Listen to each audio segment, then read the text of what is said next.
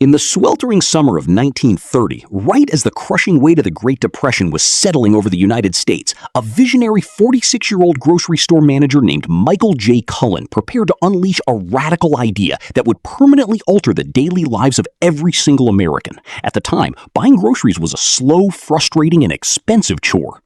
Consumers had to walk into small, cramped neighborhood storefronts, hand a paper list to a clerk behind a counter, and wait while the clerk slowly gathered each item from high shelves, weighing goods out of wooden barrels.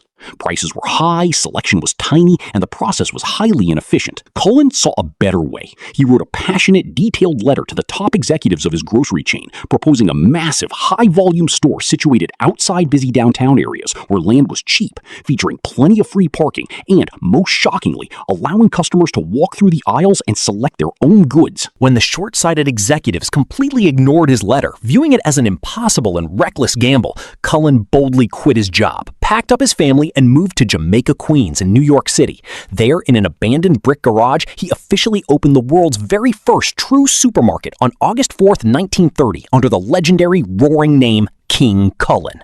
The store's bold slogan read, "How 1,000 small merchants might stay in business while I overpower them all." The reaction from the American public was an instantaneous, unprecedented frenzy. Families under severe financial strain from the Depression flooded the massive warehouse, absolutely mesmerized by the rows upon rows of thousands of heavily discounted products. For the first time in history, ordinary shoppers grabbed a physical wire basket, pushed their way through anti-monopoly turnstiles, and roamed wide aisles to pick out their own national brand items at rock-bottom prices. This brilliant concept of self-service, high-volume sales, and massive centralized checkout counters sparked an inevitable lightning-fast corporate chain reaction across the nation. Within a few short years, Cullen's revolutionary model forced the entire American grocery industry to completely reinvent itself, giving rise to the modern supermarket giants we know today. King Kullen single-handedly proved to a captivated nation that by dropping prices, maximizing volume, and handing total freedom over to the consumer, a business could thrive in the darkest economic times.